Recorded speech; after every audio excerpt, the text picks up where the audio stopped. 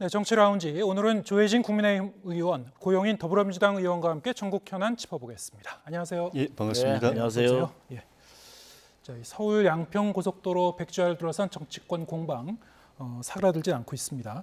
어제 국토교통부가 이 기존 안과 달리 이 대안 노선이 어떤 점에서 더 효율적인지 여기에 대해서 이제 설명하는 그런 기자간담회를 열었었는데요. 이와 관련해서 어느 정도 좀 설득력이 있었는지 이것부터 좀 한번 종합적으로 짚어보고 다른 논점을 더 짚어보겠습니다. 어떻게 보셨습니까? 그 정부 발표에 따르면은 일단 원안은 만들려고 하면은 남한강을 2번 건너야 되니까 강의 교각을 2번 만들어야 되는데 대안은 한 번만 건너가면 되기 때문에 그 환경 생태에 미치는 악영향이 덜하다는 거. 그다음에 무엇보다도 그 대안을 통해서 수용할 수 있는 교통량이 차량 대수가 하루에 한 2만 4, 5천 대, 원안은 한 15,000 대, 그러니까 한 만 대, 한 7, 8천 대 정도 지금 나오는데 더 많다. 그다음에 상수군 보호구역도 원안은 이제 12km인데 그 대안 노선은 10km 정도 지나가게 되고 철새 도래지도 마찬가지로 원안은 4km 정도를 지나야 되는데 철새 도래 그 대안은 한 1km 정도 지난다. 그 여러 가지 무엇보다도 그 지역 주민들이 양평 지역 주민들이 물론 뭐 그 조금씩 의견은 갈리겠지만은 다수가 대안을 원하고 있다라는 점이 또 중요한 것 같고요. 그 이전에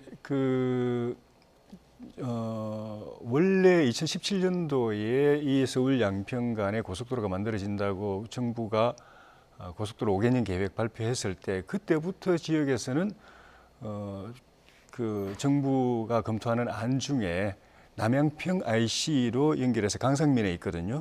남양평 IC로 연결해서 JCT를 만드는 안도 검토되고 있다고 해서 주민들이 그에 대한 기대를 많이 했었고 그다음에 2018년도에 대우건설이 민자로 이걸 추진하려고 했을 때도 강하면에 IC를 만들고 강상면에 JCT를 만드는 안을 또 채택을 검토를 했었고 더 중요한 거는 문재인 정부 때 용역을 주어가지고 두 회사가 공동 용역을 했는데 거기서도 대안을 그 대안 쪽으로 안을 만들어서 국토부에 보고했었고 뭐 그런 것들이 다 종합돼서 정부가 이런 발표를 했다고 생각이 듭니다.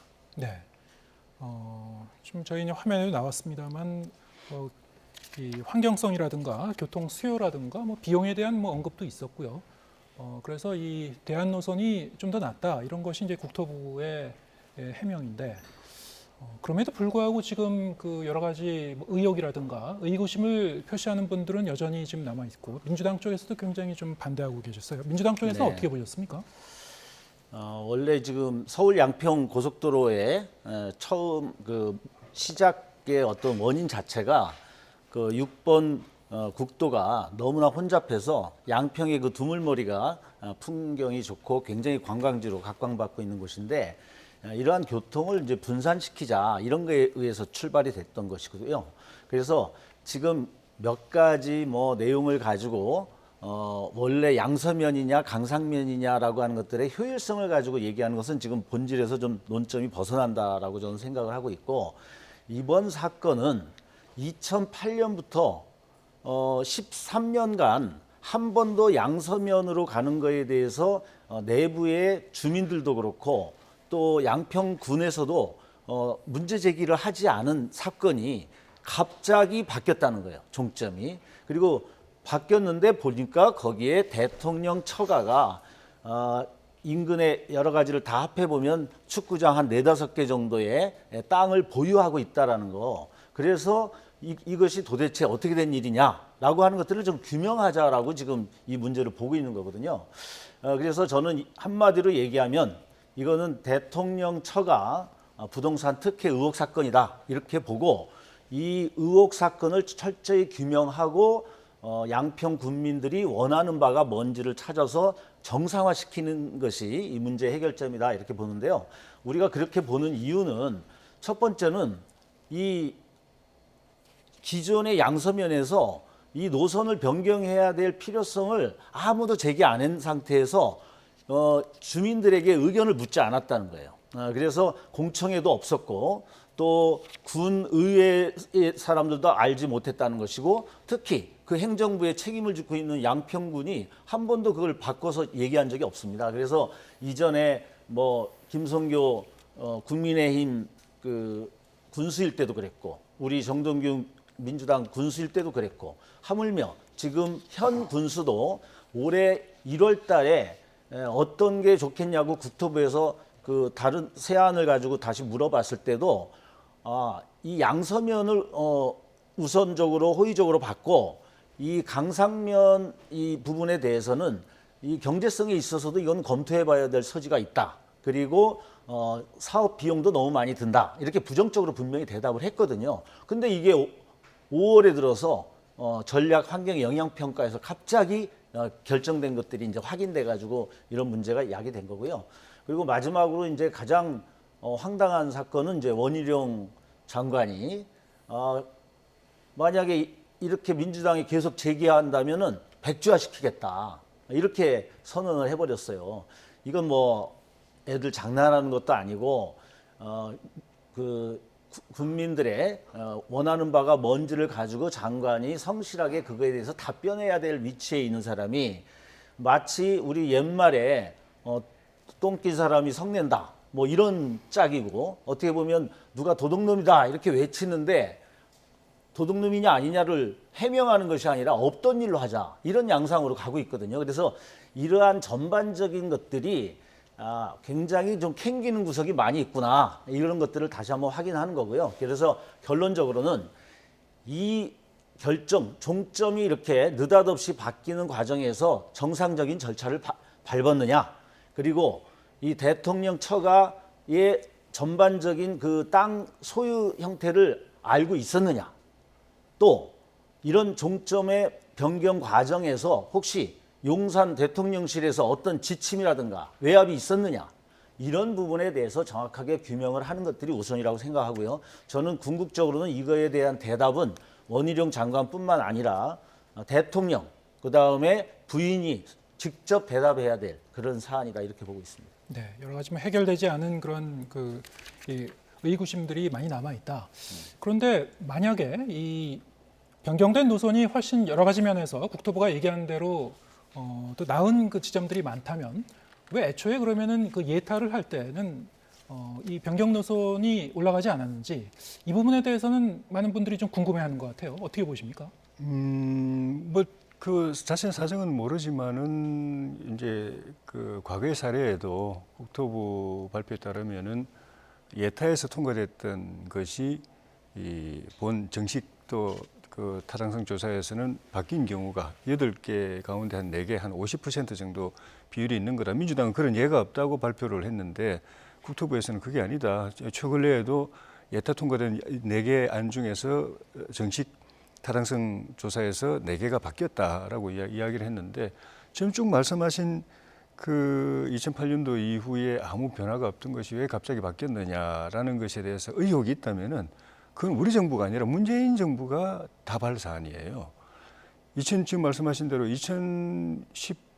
2021년도 4월에 예타가 확정이 됐거든요. 그거를 그 당시에 민주당 그 군수였던 정동균 군수가 자기가 직접 이제 발표도 하고 그렇게 했는데 그때는 원안대로 발표를 했습니다. 예타에서는. 그런데 그거를 그다음 해 2022년도 2022년도죠. 2022년도 1월에 들어가 가지고 본 타당성 조사, 정식 타당성 조사 들어갈 때는 문재인 정부가 용역을 또 따로 줬어요. 1월 달에. 그래가지고 용역을 의뢰한 그 시점이 1월입니까? 그렇죠. 아니면 3월입니까? 1월에 줬는데 3월에 확정이 된 거죠. 예. 3월에 1월에 공고를 해가지고 3월에 확정이 됐는데 그게 그 민간 기업체의 통해기술공사하고 경동 엔지니어링이라는 예. 두 회사가 공동 용역을 했습니다. 그리고 3월에 용역 그 조사에 들어가가지고 5월에 그 안을 만들어냈어요. 그 2달 동안에 그게 지금 대안입니다. 그런데 이제 이 용역을 의뢰한 그 시점 확정이 된 시점이 이제 3월이었고요. 예. 3월은 이제 대선이 있었던 그런 시점하고 맞물리기도 하고. 대선이지만 네. 선거 때 선거 기간이지만 정부는 문재인 정부입니다. 문재인 정부는 5월까지 있었으니까 예, 그 그리고 정부에서 진행된 겁니다. 2달 후에 이제 변경 노선안이 이제 제안이 됐는데 공개가 예. 됐는데 그거는 또 5월 새 정부가 출범하는 그 시점하고 맞물려서 예. 그러면 그건 우리하고 아무 관계 없는 이 거죠. 기간을 문재인 정부로 볼 것이냐 아니면 당연히 좀 문재인 애매하냐. 정부죠. 예. 대통령이 문재인인데 네. 그 기간을 우리한테 이야기하면 됩니까? 말이 안 되죠. 예, 어떻게 보십니까? 그거를 예. 우리한테 이야기하면 그건 정말로 정식 임기는 예, 그건 물론 말이 안 5월이 됩니다. 있지만 사실상 대통령 선거가 있었고 또 당선자가 확정이 되면 전반적인 이제 상황을 이렇게 변화하는 것들이 맞고 근데 더 근본적인 문제는 우리가 지금 이 종점을 강상면으로 이렇게 결정을 해 나가는 데 있어서 그 국토부가 처음에 얘기한 거는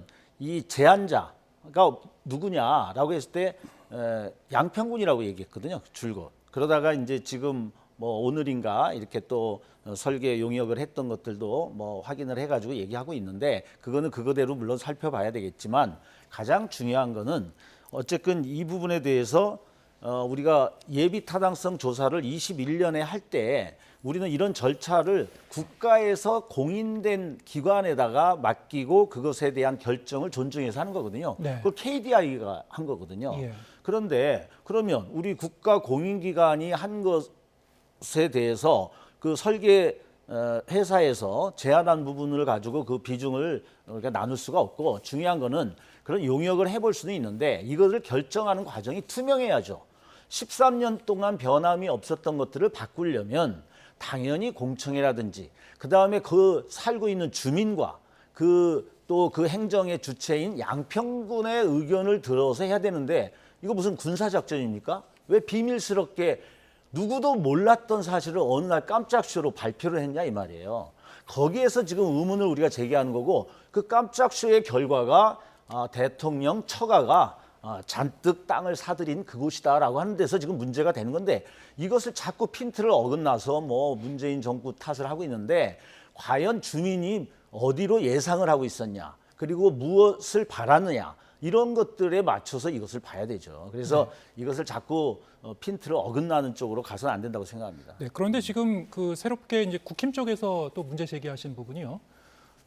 이 기존의 이 노선 부근에는 민주당 인사들의 이 토지가 지금 발견이 됐다. 특히 이 정동균 전 양평군수를 비롯해서 네. 몇 분의 이제 이 토지를 소유하고 있는 것이 이제 발견이 됐는데 그렇다면은 그것 또한 여러 가지 이해 충돌 소지가 있는 것이 아니냐 이것이 예, 이제 예. 국힘의 문제 제기고요. 그럼 민주당 쪽에서 뭐라고 하시겠습니까? 저는 뭐 일단 이거는 좀 다른 사안을 같은 사안처럼 이렇게 약간 물타기 하면서 제기하는 거다 이렇게 보는데 일단 그 정동균 전 군수는 거기에서 50년간을 사신 분이에요. 그리고 지금 원래 그 양서면 그쪽에 약 10,000제곱미터, 그러니까 한 3,000여 평 되겠죠.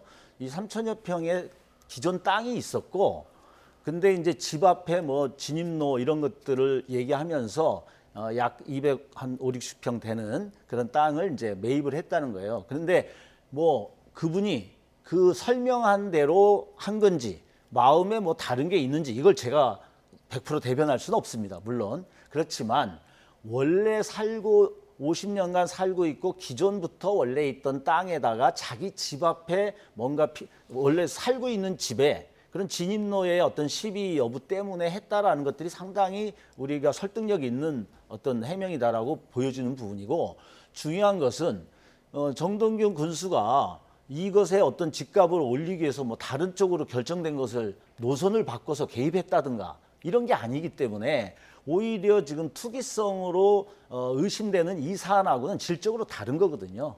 그렇기 때문에 이 사안을 가지고 하는 것은 물타기용으로 좀 약간 억지스러운 부분이 있습니다.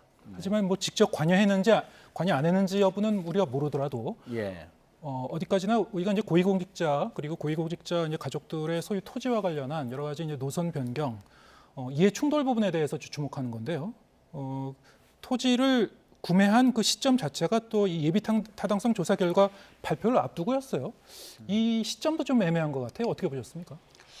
그 민주당 좀 전에 이제 그 정동균 군수는 뭐 그 땅 가진 지 50년 됐다고 그러는데 예. 김건희 여사 그 일가의 그 땅은 선대로부터 그 있어온 선산입니다. 훨씬 더 오래됐습니다. 그 양평에 오랫동안 그 윗대로부터 사신 집안이에요. 그 집안이. 그 땅입니다. 그 땅인데 저 대안이 그쪽으로 온다고 하니까 이게 그 특혜 주려고 하는 거다라고 하면은 지금 정동균 전 군수 민주당도 지금 뭐 정동균 군수도 그렇고 민주당도 그렇고 대안으로 가면 안 되고 이건 특혜니까 원안으로 해야 된다고 하는 것 같은데 원안으로 계속 가자고 고집하는 거는 결국 정동균 군수 일가 땅하고 본인 땅이 그 근처 그 옥천면 아신리에 있는데 그거 특혜 보게 해주려고 지금 계속 그러고 있는 것밖에 안 되는 거거든요. 더구나 또 하나는 김건희 여사 땅은 윗대로부터 그 선산으로 계속 있어 왔지만 이분은 좀 전에 말씀하셨지만 원래 있었던 일가 땅 말고 땅을 별도로 구입을 했어요. 2000년도에 거기 그 옥천면 아신리 자기 고향입니다만은 가가지고 땅 사가지고 집 짓고 살다가 20년 지나가지고 2020년 12월에 자기 부인 이름으로 3억 5천을 줘가지고 세 필지에 853평방미터 평수로 보면 258평을 사요. 토지를. 3억 5천이면 서울에서는 별 큰 돈이 아닌지 모르겠지만 지역에서는 엄청 큰 돈으로 지금 땅 매입한 거거든요. 근데 그게 핑계를 대는 게 그거 사유지라 가지고 그 통행하는데 어려움이 있을 것 같아서 샀다고 그러는데 그 말이 됩니까? 20년 동안 멀쩡하게 잘 살다가 그 다음에 2021년도 4월에 본인 입으로 예타 가까운 종점 노선으로 예타가 통과됐습니다고 발표를 하는데 4개월 전에 부인 이름으로 3억 5천으로 주고 땅을 샀단 말입니다. 20년 동안 멀쩡하게 잘 살다가 갑자기 무슨 불편한 일이 생긴 것처럼. 그거야말로 부동산 투기라고 이야기할 수밖에 없는 거죠. 이 김건희 여사는 그냥 자기 땅이 선대로부터 있었는데 도로가 그쪽에 나니까 사실 IC가 그쪽으로 난다면은 특히 그 혜택이 있을지 모르겠지만은 종점이 이게 JCT가 나는 거는 사실은 그 김건희 여사도 그렇고 양평 국민들도 사실 별로 도움이 안 되기 때문에 국민들도 IC를 만들어 달라고 하는 거거든요. JCT에 대해서는 크게 관심 없습니다. 네. 김건희 여사 땅은 JCT예요.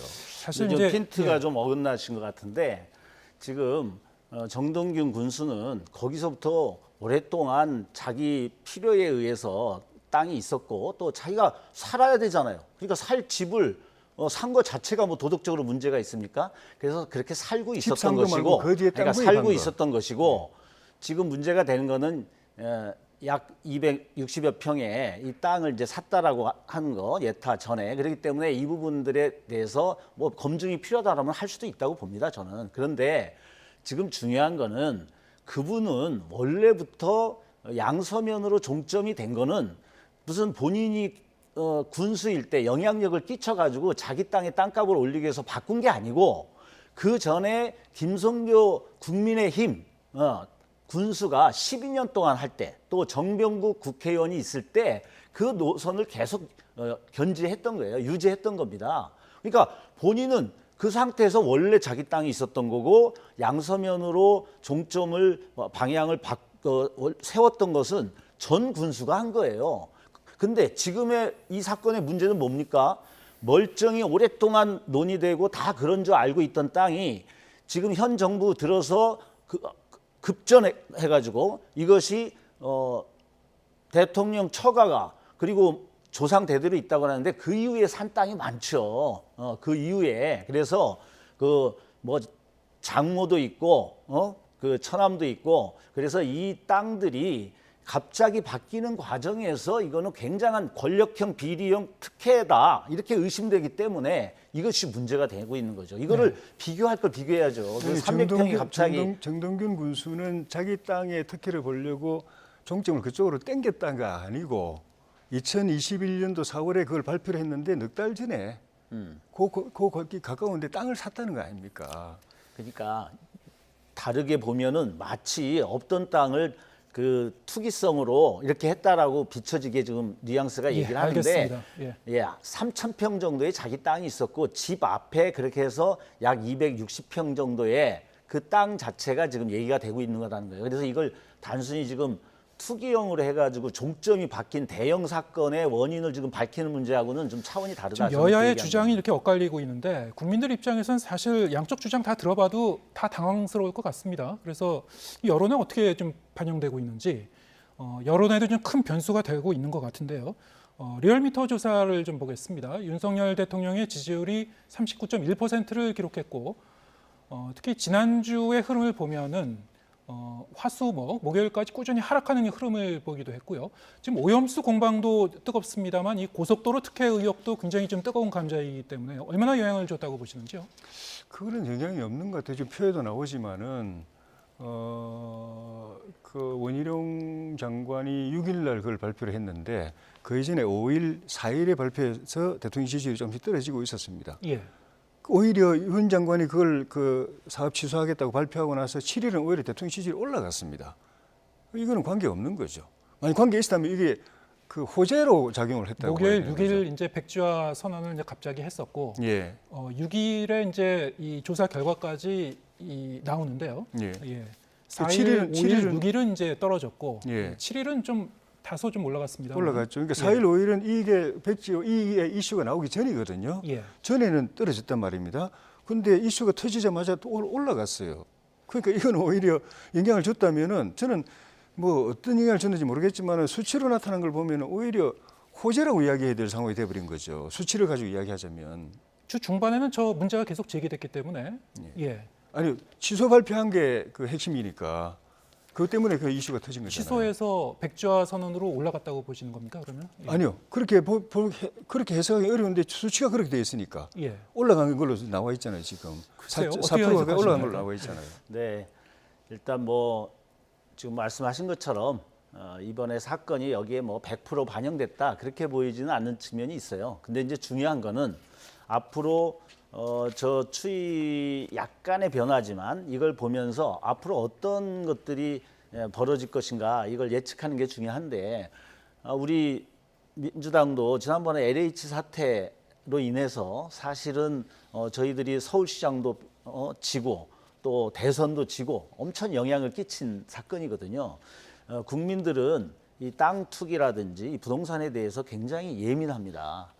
근데 지금 가뜩이나 다 모두 고통 속에 있는데 이게 권력을 쥐는 것에 그치지 않고 이 땅을 가지고 이게 재산 증식까지도 우리 위정자가 하는 게 아닌가 이 생각을 할 때 굉장히 여기에 대해서 분노스러워 할 수 있는 거죠. 물론 그 사건이 확정된 건 아니지만 그렇기 때문에 이것이 이제 앞으로 양상이 점점 전개될수록 그 분노는 커질 거라고 보고요.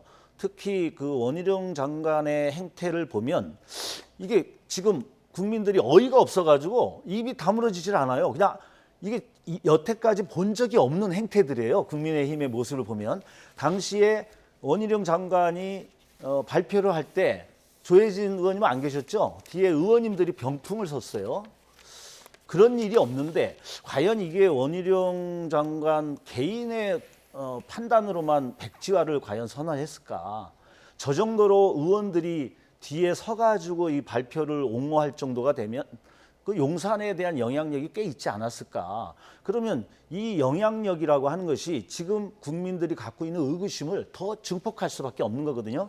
그래서 지금 여러 가지 해명이 굉장히 비본질적인 실제 제가 아까 똥 낀 사람이 성낸다고 그것까지 인용을 했는데 진짜 해명을 하고 사과하고 반성하고 진지하게 검토해야 되는 사람이 오히려 지금 민주당의 문제 제기 자체가 문제다. 이렇게 해가지고 이걸 괴담으로 막 하고 직을 걸고 요즘 직을 거는 분들이 많아요. 한동훈 장관 흉내를 내는 건지 모르겠는데 뭐 박민식 부장관도 백선엽이 친일파가 아니면 직을 걸겠다고 하고 지금 원희룡 장관도 지금 이게 국민들에게 그렇게 협박 정치를 해도 되는 겁니까? 그건 아니라고 보고요. 그래서 저는 지금의 이 양상을 겸허하게 보고 지금 이 문제를 진실되게 접근해서 이거를 원안으로 가든 주민들의 요구를 정확하게 해야지 백지화의 협박 정치로 이 문제를 무마시키려고 하다가는 아마 지지율이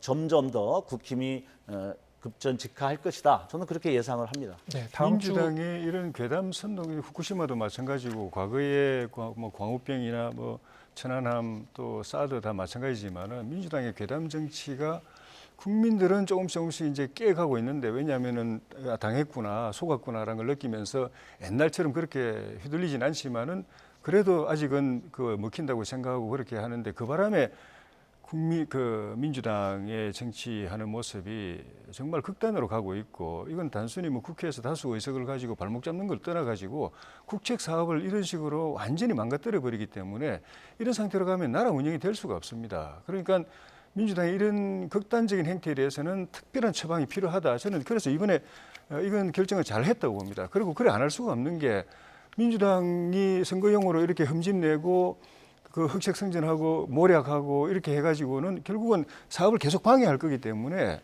정부가 하려고 해도 할 수가 없어요. 그러니까 민주당이 딱 그런 행태를 그만두고 국민들 앞에 사과하고 다시 이런 일을 안 하겠다 하기 전에는 이 사업뿐만 아니라 어느 사업이라도 할 수가 없어요. 예, 알겠습니다. 그러니까 난처한 상황이 예. 되면 괴담으로 이제 책임 떠넘기기 이렇게 하는데 고현님 저 시간이 예, 다 돼가지고요. 그러니까 진짜 예. 기이한 거는 하여간 이 백지와 소동 자체를 보면 그게 괴담입니다. 예, 진짜. 알겠습니다. 다음 주 17일인가요? 예, 이 원희룡 장관과 함께 이 현안 질의가 또 진행이 될 예정인데요. 예, 그 자리에선 또 어떤 심도 있는 좀 논의가 오갈 수 있을지 정치권이 지금 많은 분들이 여전히 궁금해하고 있는 여러 가지 사안에 대해서 어떻게 좀 해법을 찾을지 좀 더 지켜보도록 하겠습니다. 오늘 말씀 여기까지 듣겠습니다. 조혜진 국민의힘 의원, 고영인 더불어민주당 의원 두 분과 함께했습니다. 고맙습니다. 수고했습니다.